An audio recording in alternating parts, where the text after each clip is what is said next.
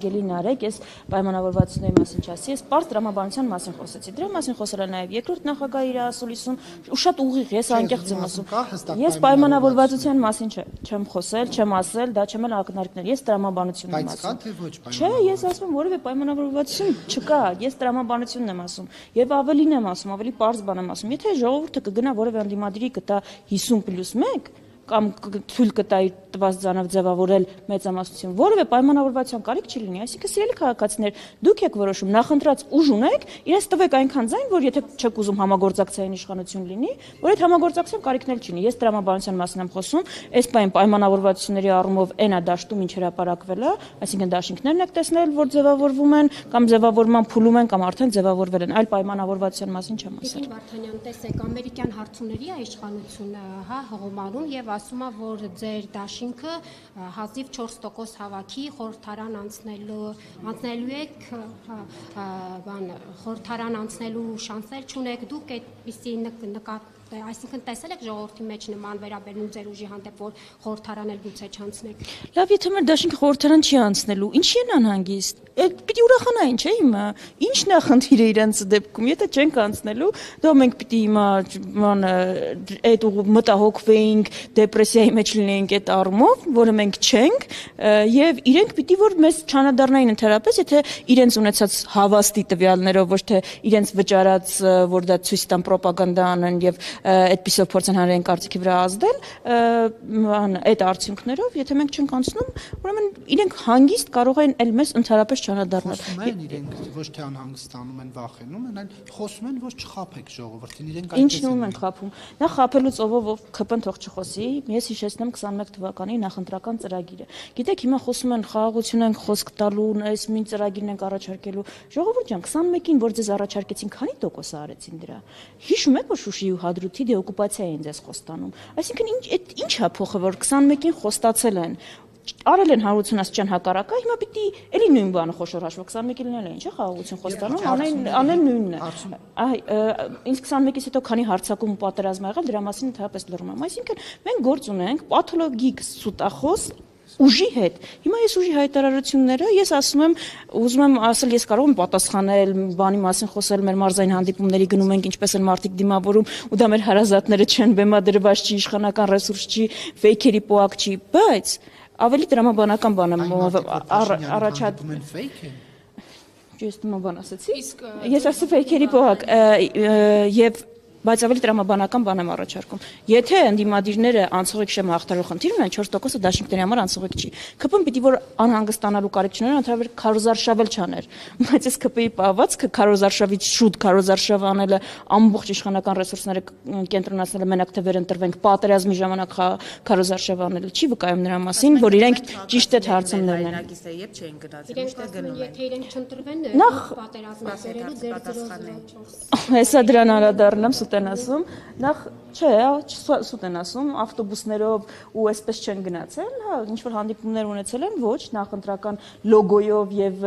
այն լոգոյով, որով գնալու են ընտրության ու բրենդավորված ավտոբուսներով չեն գնացել, դա Քարոզարշավին հատուկ բան է, տրամաբանություն է, ոչ, մի քանի ամիս առաջ ասում էին, որ թոշակները չեն կարող ինդեքսավորել եւ դրա կարիքը չկա եւ ասում էին, որ կարիքը չկա բարձրացնելու, որտեղ ապահովագրություն եք ներդրել, հիմա են դա անում, ոչ, ամբողջությամբ նախընտրական տրամաբանության մեջ են եւ եթե ելի եմ ասում աղետալի է մյուս դիմադիր ուժերի վիճակ, իրենք անհանգստանալու կարիք չունեն, այս ինչի են բան ու գործ թողած, այսինքն դուք հասկանում եք տարածաշրջանը եռում է իրենց արտաքին հետախուզական ծառայությունը զեկույց է տալիս, որ Իրանի վրա հարձակման դեպքում խաղաղությունը տարածաշրջանում վտանգվելու է ու Հայաստանի համար ռիսկերը ավելանալու են, բոլոր մեր պետական պաշտոնյաները անվտանգայինից ուժայիններից մինչև արտաքին գործերի նախարարության ավտոբուսի մեջ քարոզարշավ են անում։ Այսինքն այդքան, չէ, անվտանգության խորհրդին իսկ կարող են անել, այդ ժամանակ կարող են անել հաջորդ օրը, այսինքն բանը կսպասի, իր տարածաշրջանում պայթյունը կսպասի, մենք կսպասենք քարոզարշավ անենք, վաղ մենք անվտանգության, մեր անվտանգության նիշ չանենք։ տարածաշրջանում պատերազմը, իսկ Հայաստանը դուրս է մնացել դրանից։ Նարեկ ջան, ես Հայաստանում եմ ապրում, չեմ կարող ցավել, ես կարող եմ ուրախանալ, բայց ես ջայլամ չեմ եւ ջայլամային քաղաքականությանը դեմ եմ, որ գլուխներս մտցնենք ավազի մեջ եւ եթե ոչ մի բան չենք տեսնում, նշանակում է ոչ մի բան չկա։ Պարզ մարդկային, ես ասում եմ ընդդիմադիրը չէ։ Իրենց թող ինձ հողում չանեն։ Քրիստինե Գրիգորյանը իրենց պաշտոնյանը թե չէ։ Իրենք են նշանակել թե չէ։ Քրիստինե Գրիգորյանի ղեկավարած կառույցը զեկույց է հրապարակել։ Ես չեմ գրել դա իմ տողերը չեն։ Գրել է Իրանի վրա հարձակման դեպքում խաղաղությունը տարածաշրջանում վտանգվում է։ Հիմա թող Քրիստինե Գրիգորյանին եթե հարցեր ունեն, թող ասեն սխալ զեկույց ես գրել, չափազանցրել ես, սպառնալիք ես հանդիսանում էր խաղաղության օրակարգին, դու չես դիրապետում իրավիճակին, դու չգիտես ինչ ես անում, թող ասեն դա է ուզում ասեի, ռուսի շպիոն ես, հիբրիդային սպառնալիք ես, Քրիստինե Գրիգորյանին հասկանում եք, ես Քրիստինե Գրիգորյանին եմ հղում տալիս, ուրիշ ոչ ոքի չեմ անանում։ Այստեղ հարց կար, չէ, Վարդանյան, իհարկե դուք հանգիստ բոլոր հարցերը կարող եք տալ, ես ոչ միտեղ չեմ գնալու, բայց այստեղ հարց կար 004-ից եւ տվեցին ձեր 004 շրջապերականին եւ ասեցին, որ դրանով դուք պատերազմ եք ուզում, իսկ իրենք խաղաղության կողմնակից են։ Հայաստանում պատերազմ թե խաղաղություն բանավեճ չկա, որովհետեւ երկրորդ կողմը այդ բանավեճի գոյություն չունի, չկա ուժ, որ ասում է պատերազմ, եւ եթե Հայաստանում կա մի ղեկավար, որի օրոք պատերազմ չի եղել, դա եղել է Հայաստանի Հանրապետության երկրորդ նախագահը եւ Դաշնակցությունը ժամանակ նաեւ իշխանության։ Հիմա ես չգիտեմ ոնց կարող է մի ուժ, որի օրոք ամենաշատ հարձակումները եւ պատերազմներն են եղել Հայաստանի վրա խոսել խաղաղությունից ու իրենց հորինած փաստաթղթին հղում անելով ինչ որ բան ապացուցել, բայց գիտեք այս բանը նարատիվը, եթե մենք չլինենք, ինչ էր ասում Գևորգ Պապայանը, արհեստական բանականություն էլ չլինի, իսկ երեխաները կժպտան, եթե ԿՊ-ն չլինի, իսկ արև կծակի, եթե ԿՊ-ն չլինի, հաց ու ջուր կլինի աշխարհի վրա, եթե ԿՊ-ն չլինի, թե ամբողջը տանելու են իրաց հետ։ ԿՊ-ից առաջ կյանք չկար, որ ԿՊ-ից հետո չլինի։ Ի վերջո, Նիկոլ Փաշինյանով կյանքը ոչ սկսվում է, ոչ ավարտվում է։ Ես գիտեմ, որ Գևորգ Պապայանի համար գուցե այդպես է ու ԿՊ-ականների, բայց կներեք, Նիկոլ Փաշինյանից հետո կյանք կա։ Նիկոլ Փաշինյանից հետո կյանք կա, արև կա, խաղաղություն կա եւ 004 շրջաբերականի մասին էլ չգիտեմ որքան բան անենք, այն շրջաբերականը, որոնք իրենք հղում են անում, գոյություն չունի,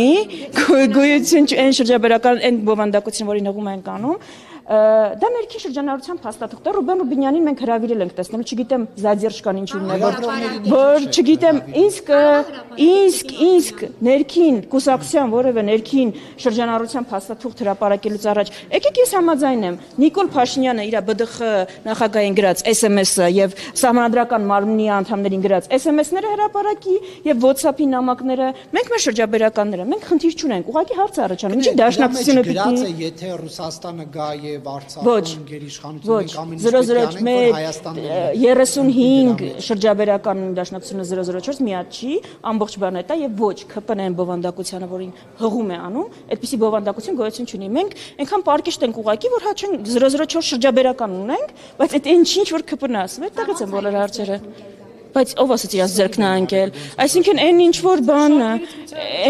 այն ինչ ես ասում եմ այդպեսի փաստաթուղթ չկա, ասում լիվ է կարը ԿՊ-ի Civic-ի պատվալում գրվել է, հրապարակվել է, լավ, բան ունի գրասենյակում, բալկոնում, պատվալը վատ բան չի, պատվալը վատ բան չի, նկուղը վատ բան չի, այո։ Եթե չունես մի բան, հա։ Ինչ ենք անելու։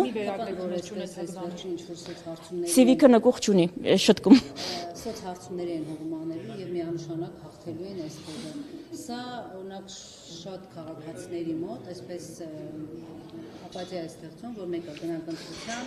ինչի գնանք, իրենք ասում են հաղթելու են։ Սա նշանակում է, որ ԿՊ-ին ձեռնտու է քիչ մասնակցություն, ինչպես Գյումրիում եղավ, հիշում ենք, որ ասում էին մեր նախատեսածից շատ եկան դրանով մեկ բարձրացան։ Այս թեզը, այդ հոգեբանական ճնշումը ունի եւ արդյոք սա կարող է ազդեցություն։ Բնականաբար, եթե ուզում են այնպեսի տպավորություն թողնել, որ ինչ լինի մենք հաղթելու ենք, սիրելի քաղաքացիներ, դա ուղիղ ձեզ ասում է, որ ձեր մասնակցությունը ոչինչ չի որոշելու, արդեն որոշված է եւ ամբողջ իմաստը այն է, որ քիչ մասնակցության դեպքում ԿՊ-ն վարչական ռեսուրսների կիրառմամբ իր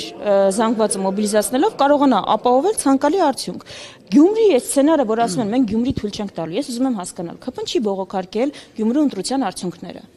Ինչ է թույլ չեն տալու։ թույլ չեն տալու Գյումրիում ինչ է տեղի ունեցել։ Տարբեր տեխնացուների մասնակցությամբ ապահովել է ավելի շատ քաղաքացիների մասնակցություն ընտրություններին, տեղի ունեցել հետընտրական համագործակցություն, իշխանափոխություն է տեղի ունեցել Գյումրիում։ Ինչը թույլ չեն տալու։ Մարդկանց բան գնալ ընտրատեղամասեր, համագործակցություն, ինչը Գյումրիում ինչ անօրինական բան է տեղի ունեցել, որ թույլ չեն տալու։ Այդ ինչն են սպառնում։ Ասում են Մարտուն Գրիգորյանի ընտրողը, որ իմանար Մարտուն Գրիգորյանը գնալու էր Քոչարյանական Ռոբերտ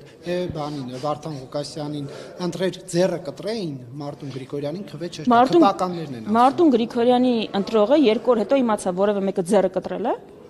Որևէ մեկը կտրեր որ ինչ։ Որպես բողոքի նշան Մարտուն